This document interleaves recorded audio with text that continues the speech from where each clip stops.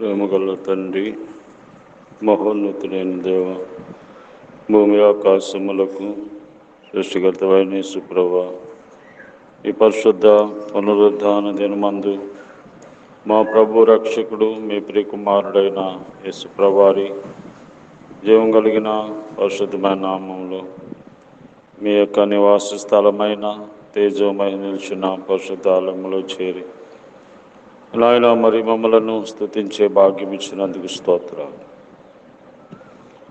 గత పరిశుద్ధ దినము నుండి ఈ వారమంతా మమ్మలను కుటుంబములను నాయన గ్రామమును కాపాడి భద్రపరిచినందుకు స్తోత్రాలు.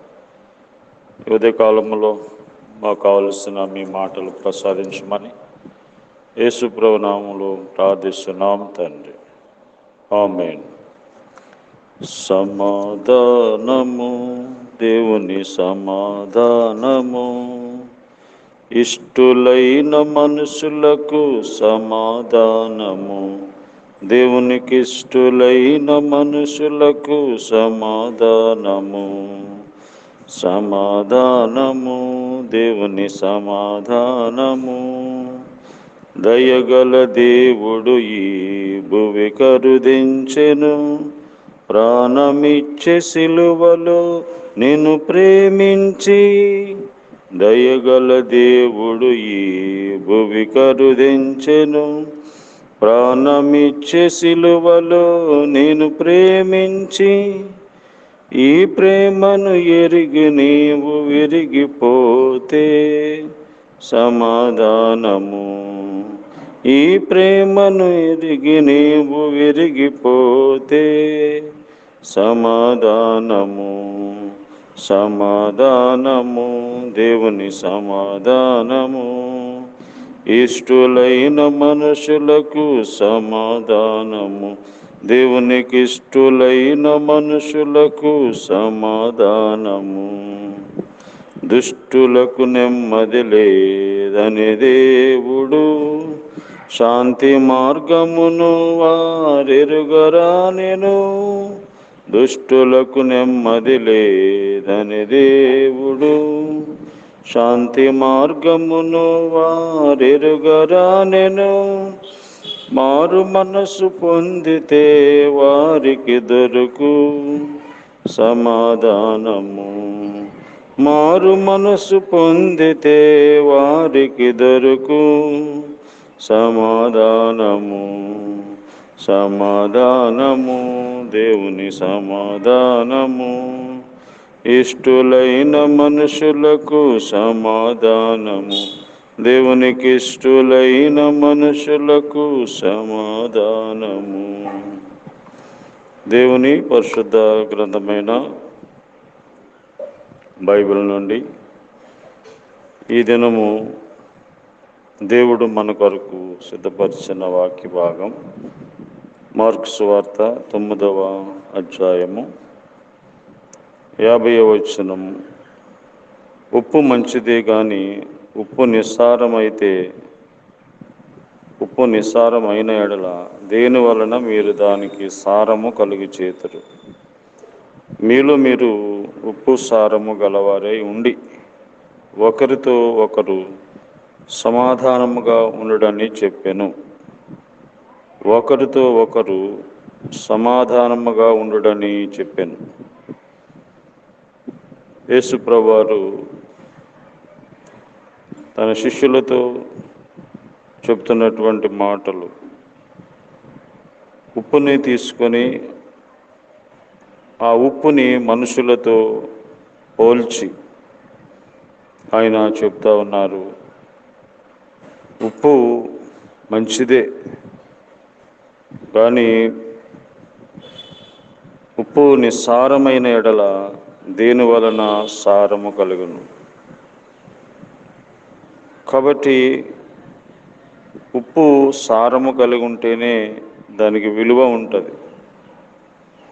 ఉప్పు నిస్సారమైతే అది దేనికి కూడా పనికిరాదు. అలాగా మీరు కూడా ఒకరితో ఒకరు సమాధానంగా ఉండుడని వారితో చెప్పాను. ఈ రోజున మరి ఒకరితో ఒకరికి సమాధానము లేని పరిస్థితులు, కుటుంబ వ్యవస్థ నుంచి ప్రపంచం వరకు మనం చూస్తే ఒకరికి ఒకరు సమాధానము లేక సమాధానంగా ఉన్నట్టే ఉన్నారు కానీ సమాధానం లేదు. హృదయంలో వారికి సమాధానం లేదు. పైకి మాట్లాడుకుంటుంటారు, పైకి కలిసి ఉన్నట్టుగా నటిస్తూ ఉంటారు, కానీ వారు హృదయంలో ఒకరితో ఒకరు సమాధానం లేని పరిస్థితి. కాబట్టి యేసు ప్రభువారు మనలను సమాధానపరచుట కొరకై ఈ లోకానికి వచ్చారు. ఉప్పు ఆ యొక్క కూరలో వేసినప్పుడు అన్నిటినీ కూడా సమాధానపరుస్తుంది, అన్నిటికీ రుచిస్తుంది. కూరలో అన్నీ వేసిన ఉప్పు అనేది వేయకపోతే అది రుచిగా ఉండదు. అందుకనే ఉప్పు అంటదంట, అన్నీ వేసి చూడు, నన్నేసి చూడు. అన్నేస్తే ఎలాగుంటుంది, నన్నేస్తే ఎలా ఉంటుంది. కాబట్టి ఉప్పు అన్నిటినీ పరుస్తుంది, అన్నిటినీ కలుపుతుంది, అది రుచిని ఇస్తూ ఉంది. అలాగే మనం మాటలు కూడా రుచిగల మాటలుగా ఉండాలి. ఇతరులకు హాని కలిగించే మాటలు, ఇతరులను నొప్పించే మాటలు, ఇతరులను బాధపెట్టి గాయపరిచే మాటలు మనం పలకకూడదు. క్షమాభివృద్ధికరమైన మాటలే పలకాలి. ఒకరిని బలపరిచి ఒకరి గాయాన్ని కట్టే మాటలే మనం పలకాలి. ఆ మాటలు దేవుడిలోనే ఉన్నాయి. దేవుని దయగల మాటలు ఆశ్చర్యపడ్డారు. ఆయన మాటలు గాయపడిన వారిని స్వస్థపరిచాయి, బలహీనులను బలపరిచాయి, ధైర్యము చెడిపోయిన వారికి ధైర్యం ఇచ్చాయి, నిరీక్షణ లేని వారికి నిరీక్షణ ఇచ్చాయి, ఆదరణ లేని వారికి ఆదరణ ఇచ్చాయి, సంతోషం లేని వారికి సంతోషాన్ని ఇచ్చాయి. కాబట్టి దేవుడు ఒకరితో ఒకరు సమాధానముగా ఉండమని దేవుడు చెప్తున్నాడు. భార్యాభర్తల మధ్య, తల్లిదండ్రుల మధ్య, పిల్లల మధ్య సమాధానం. దేవుడు సమాధానకర్త. అల్లరికి కర్త సైతానుడు. సైతాను ఎంతోమందిని అల్లరి పుట్టించేవాడు, అల్లరి కలిగించేవాడు, ఒకరితో ఒకరికి పొసగకుండా చేసేవాడు సైతాను. వాడిని దూరపరిచి దేవుడికి మనం చోటిస్తే దైవ సమాధానము మన ఇంట్లో ఉంటుంది, మన జీవితంలో ఉంటుంది. కాబట్టి మీరు ఒకరితో ఒకరు సమాధానముగా ఉండుడి. ఈ మాట మనము అనుదిన జీవితంలో కలిగి ఉండాలి. వాక్యం వింటే సరిపోదు, ఈ వాక్యము చదివితే సరిపోదు. దేవుడు సమాధానంనే కోరుకున్నాడు. కాబట్టి మనల్ని దేవుడు సమాధానం పరచుకోవడానికి సిలువలో మన కొరకే ప్రాణం అర్పించారు. ఆయన సిలువ మరణం ద్వారా మనుషులు కూడా ఒకటయ్యారు.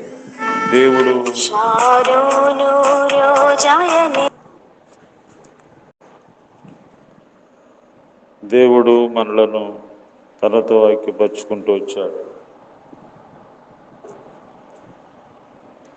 కనుక సమాధానముగా ఉండమని దేవుడు మనల్ని ఆజ్ఞాపిస్తూ ఉన్నాడు. దైవ సమాధానము, దైవ శాంతి దేవుడు మనకి ఇచ్చేవాడు. కనుకనే ఆయన కల్వరి సిలువలో మనలను సమాధానపరచుట కొరకై, సమాధానం కోసమై ఆయన సిలువలో మరణించి సమాధి చేయబడి తిరిగి లేచినారు. యేసు ప్రభు ద్వారానే సమాధానము సాధ్యం. కనుక ప్రభువైన యేసునందు విశ్వాసం ఉంచండి. అప్పుడు మీరు, మీ ఇంటి వారు సమాధానముగా, రక్షణగా, ఆశీర్వాదకరంగా ఉంటారు.